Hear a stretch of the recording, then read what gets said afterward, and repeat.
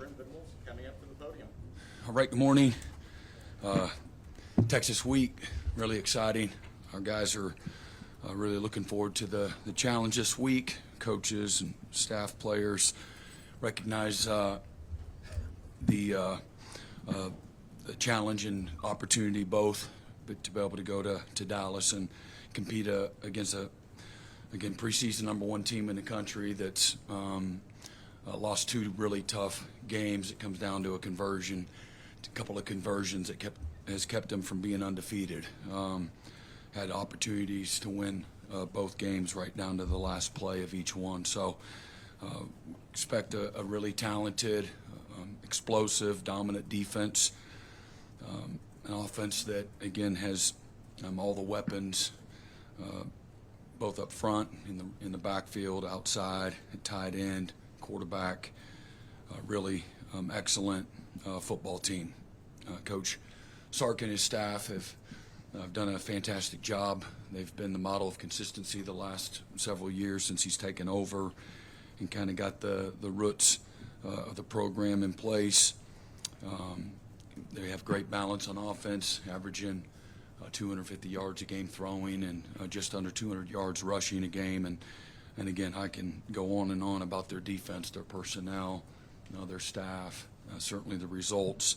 Went to Ohio State, held them to a couple of hundred yards, and they've been dominant from beginning to the end all year.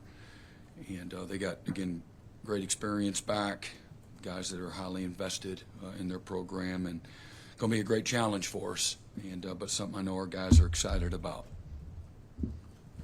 Far right, Barry Trammell. Yeah, Brent, you just said something about Sark, something about growing the roots of his program or establishing. It feels like you've done the same here, particularly in the last year, getting the defense where nobody thought it could get back to, and you've done that. How do you just feel about the job you've done overall and where the program is going into your 4th OU Texas game? Again, I'm never comfortable, never have been. I love our team. Again, 23, we won 10 games and thought we had good momentum, and then turned the ball over 6 times in our bowl game and lost a tough game there. And then, again, we're ravaged by injuries last year.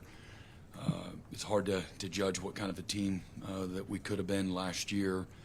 Lost, momentum, if you will, but proud of the fight that our guys had a year ago, and certainly the defense continued to make more and more progress, but offensively weren't able to, to get that side of the ball going because of the issues that we had there. So it's hard to say, I don't know. Really, that's for everybody else to write. I like this team. I like where we're at right now. I've got an excellent staff and tremendous leadership in our locker room, guys that, again, I've been bragging on for a while, both sides of the ball, upwards of 16 players that have been, this is year 4 for them, and I think we're a benefactor of that leadership and the experience and the improvements that we've made, the development that we've shown here in the program has been good here this year. So,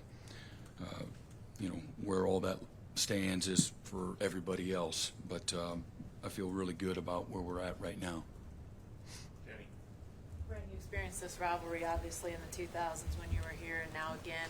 I'm wondering if you've sensed any change just with how the rivalry is from that earlier era to now, and is it still driving up to the Cotton Bowl something that you relish every year? Yeah, it's I don't think there's a better rivalry in all of college football, and that's certainly debatable, but the pageantry that goes along with this, and then the passion, the intensity, the ESPN game day will be there again. I don't know how many times it has been, but I bet it's been a lot.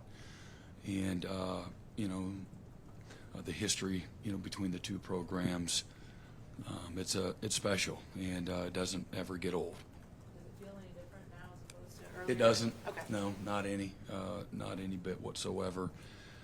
I remember my first game, and I talked about it on my radio show last night. I think we got up 17-0, and then we ended up losing the game.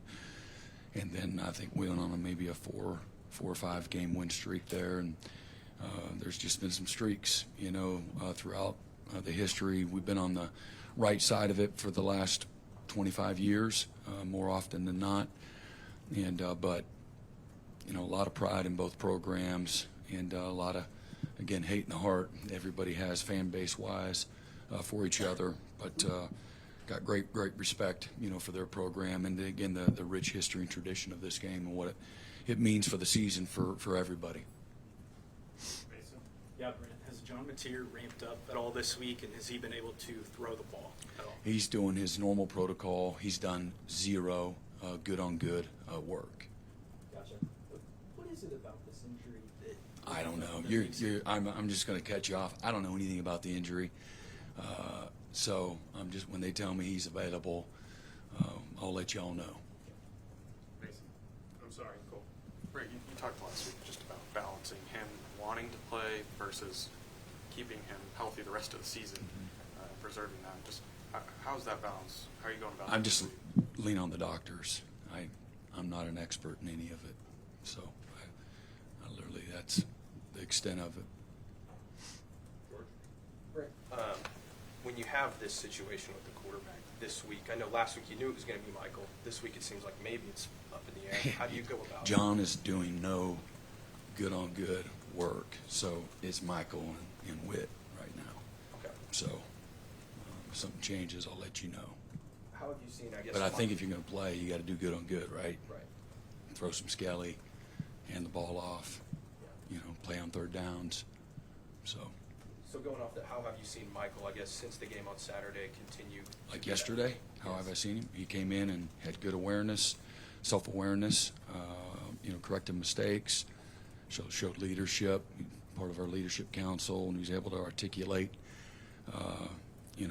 We always kind of pull the curtains back on the bad stuff to make sure that we got great focus on how we're going to improve and get better and not make the same mistakes, moving forward. So he led the way from an accountability standpoint. Again, he played in a really efficient way and did a great job taking care of the football, getting our offense into the end zone when we got to the red zone, 100% conversion rate down there, scoring touchdowns, and just made a lot of really good decisions, in the game. And like you would expect, there's some plays that he'd rather get back, like to get back, and but there's also more, things that are involved, from, again, the things I talked about: route detail, protection, play calls, things of that nature. Mm-hmm. On this side, Jesse? Yeah, Brent, you talked a little bit about it on Saturday, but outside of the Michigan game, special teams seems like it's really taken a lot of steps forward in a bunch of areas. When you go into a game like this and the rest of SEC play, how much does just the play of special teams as a whole give you confidence going into games like this? Yeah, that's a part of our team that's playing really well right now. I have what I see is great strain, tremendous buy-in, guys that are, fighting for every patch of grass. And as we began the season, the challenge, in our return game, we can get Sategna going north and south. Man, he can be one of the best in the country and help us win some football games. And that has proven to be the case. And but again, the punting, the kicking, the protection, the coverage units, it's been excellent. And hopefully they'll continue to be that. But it's been a real weapon from a field position standpoint. Mm-hmm. Yeah, Brent, a word you've used and players have used for this season: mature, a very mature team. In the age of the transfer portal, is it harder to have a mature team? Is it tougher now than it was 10, 15 years ago? I think, selfless is harder than it's ever been to have a selfless team. And, that's why I have a great appreciation for this team. They've been present. They've been about the team. They've been a group that's been on a mission, and they're very hungry. And so I think that buying into the team and having a selfless mindset is harder than it's ever been because of the opportunity for guys to pack up and leave at any point in time is there, and being distracted by chasing those other opportunities are constantly in front of them. So whether that's, maybe they don't have as big of a role or as big of an opportunity, and they're not getting their sacks or their touches, so I can go get money and go somewhere else. The appetite for that is, and the opportunity for that is potentially, there. So to answer your question, I think the answer is yes. Josh, you have a question? Okay, Brandon. Brent, can you talk a little bit about Peyton Bowen and just everything he's been through at Oklahoma? He came in 5-star, obviously, started off really hot, injured, and then, the last year or so he's been back and forth with injuries. This year, healthy, and just kind of his growth mentally, physically, just overall leadership. Yeah, and I would say I don't think that being a 5-star. First of all, he didn't ask for that. That's not his label, and so it's not like a scarlet letter. And other than that, again, had a really good freshman year. Been banged up. That's frustrating for any player in the locker room. But I've just appreciated his maturity, his growth through a rough patch. And man, he's developed into a really good leader. His practice habits he never had bad practice habits, but man, he's taken it to another level when it comes to the attention to detail and the focus, passion, and intensity that it requires to play at a high, consistent level. And so again, he's helped be the glue, for us in the back end. This year's playing good football. Stay over here, Curtis. Yeah, Brent, Arch Manning, your thoughts on him and how important is it for you to get pressure on him? Yeah, no, it'll be a big part of the game. Obviously, our guys' ability up front to win and not allow the clock to be exponentially long. Very talented, tough kid. Loved how he battled and was able to bring his team back last week on the road in Gainesville. It's a very difficult place to play. They were charged up and excited to see Texas. And, man, I just appreciate and respect the courage that I watched him play with as a young player, and hadn't been in that position really much, if at all. And I thought, again, what you saw even on tape at Ohio State, where he got him within a score, having a chance to go win there. Same thing last week. Tremendous arm talent, great athlete, really has a strong pocket presence. When he does scramble, can run through a lot of trash. He's got great speed and quickness as well. A real weapon as a dual threat guy. Okay, right side, third row, James Hill. Brent, Sark has been a noted play caller for a long time, so the matchup there is interesting. Talk about devising a defense to stop what they do, and especially with him calling plays. Yeah, it's again, at the end of the day, it's about the players. Everything you said is accurate. He's had success at the very highest level for a long time, and they put a lot of pressure and stress on you, both run game and the deep shot game and the screen game, all of it. And does a great job in his creativity and in the play design. So again, this is a game that really challenges you from a fundamental standpoint, a discipline standpoint, and again, a vertical standpoint. They really challenge you. So, but at the end of the day, the schemes and whatnot that both programs run are only as good as the players that are out on the field executing it. So it'll come down to that. It's a player's game. Stay in that row. Quinn. Yeah, Coach, it's been a couple of days, obviously, since what happened with Keontae Lewis. I wanted to know if you've had a chance to talk to anybody in the powers that be in terms of what could possibly be done to make that safer. Yeah, I think they're putting some padding. I don't know exactly when or how much and all of that, but I think they're going to put some padding around, that brick area where we're vulnerable. Will it be just there, or will it be I don't everywhere know. around? I don't know. It's what I was told. So. Joe Masato. Yeah, Brent, this is sort of a follow-up to James's question, but it's rare that you get two coaches who are directly calling plays against each other. You said it's about the players, and you talked about Sark's play calling, but how much fun are you having calling the defense again this season? Yeah, it's always fun. I love coaching. You know, I love strategy. I love game day. I love practice. I love the meeting room, and I always have. So, a little bit slightly different role, but been, you know, very involved every step of the way.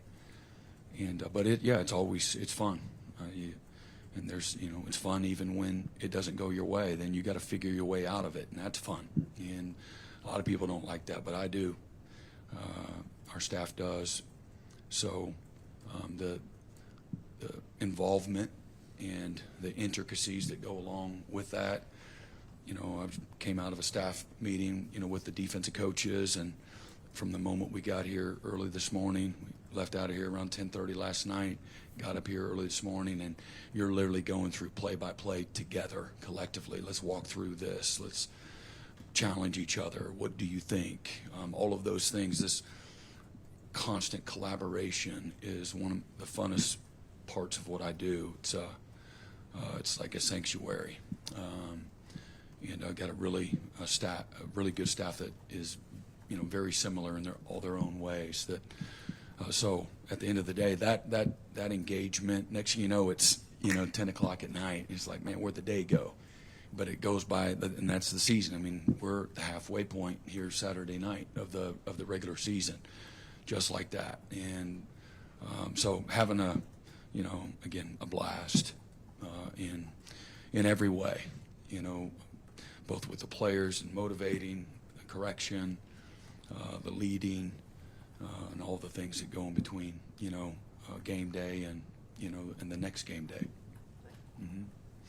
Okay, second row, Ryan Chapman. You mentioned Arch's toughness a minute ago. What stood out for a young quarterback process and some of the duress that he's been under, and how, as you said, you've seen him kind of handle that? It's getting up off the mat, you know, and coming right back and going right back at it. With confidence, making plays, decisions. I mean, he's the leader. He's the crown. Got to have to carry. You know, that position has to carry a lot of weight, and he's done it like a champ, in my opinion. He got a small sample size, but that's who he's been. He comes from a lineage. Doesn't guarantee anything, but he comes from a lineage that's who they've been, and so far that's what I've seen. And toughness, the courage, the edginess, the response, all of those things are indicative of, you know, what I'm talking about. Thanks, Ryan. Tom. Yeah, Brent, a few of the guys on the defensive line have told us that they've nicknamed themselves the Dog Pound, that David Stone came up with that. I was just wondering, what are your thoughts on that moniker, and just what have you thought of how that unit has I think, yeah, I like the engagement. You know, to me that says there's great ownership in that group. If they named them something and then they played like a bunch of you know, pansies, it wouldn't be any good. You know, we'd stop that quickly. And but they haven't. They've showed up. They like to work. They like to compete. They let you coach them hard. And but I like that, for them to create, you know, their own identity. Quit letting me have to label you all the time. You guys decide on what you want to be. It's not always like that. Some guys are just disinterested in that, but these guys, they like it. So I have a great appreciation for, you know, ownership and an identity that they are taking a lot of pride in. Stay right there, James Jackson. Yeah, Coach. Talking with Coach McKenzie yesterday, you all have a lot of guys on the defensive side that have played in this game multiple times now. How do you think that's going to affect going into this environment and playing in this game against Texas? Yeah, I think that they can educate the ones that haven't. You know, there's that talk is always very natural, and to me, maybe what you want is, again, just the poise under pressure, the ability to. This is still a game of executing, and you have to use your mind as much as you do. You can't just be excited to go play, man. It's the effort with the technique and with the timeliness and all the things that go along with executing at a really high level, playing physical, playing fundamentally sound. So you would expect, but there's never a guarantee, you know, that they'll have that poise. But that's what you want from it, to be able to have the poise in a really high-pressured moment and not to allow the emotion of game day and all the pageantry to hijack, all the good things that you need to have to execute at a really high level. Back left side, Myron. What's your thoughts on your offensive line? You got some guys going to play their first game of the transfers, the freshmen, just how they're playing going, because they're probably going to be a big key, I would think. Yeah, I think the lines of scrimmage on both teams is going to be, really important. And we need to play and continue to we need to play better and get better. That's been a group that's been banged up. It's hard to, the balance of practicing the way you need to practice and also being able to help guys get healthy. So, but we're going to need to play our best 4 quarters of football, this week. You can't play like crap on any side of the ball in the lines of scrimmage and then say, oh, we're going to win the game. They usually don't go together, and not real interested in having a shootout. So we need to be able to protect. We need to be able to run efficiently, and but it'll be a group that's highly motivated to go play well. That's all I have in the queue unless I missed anybody. Barry, you got another? I got another one. Brent, you went indoors yesterday. Was that to keep material hidden? Was that to keep Texas espionage away? What was? Now it's almost 90 degrees yesterday, and so the strain of a season is real. And up until here recently, we're the only team in the SEC that didn't have an indoor with an AC. So we got AC finally a couple of months ago. So just trying to be smart about, there's only so much tread on the tire, and practicing in 71-degree weather is a little different than 90 degrees. So just trying to be mindful of that. Brent, you talked a little bit about some, we talked about Sark and things, but the personnel, talk about Texas. If you could tell some, kind of doing a deep dive on the Texas offense and what you see out of them. What do you think about them as a whole?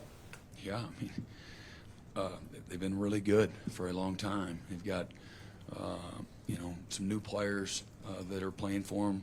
The skill guys are excellent players. Played, last year. I think Andrees is.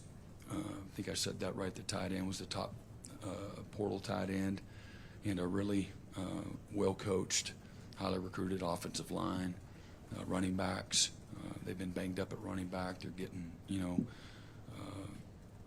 some of those guys back now, and again, somebody that has as much talent and all of his best football in front of him in Arch Manning leading the way. So, again, as I've been bragging on, great schemes. Great play calling, play design, again, running, throwing down the field, and all their screen game. They can do it all. And so, again, it'll be a tremendous challenge, for us. Thank you, Coach. All right, appreciate it.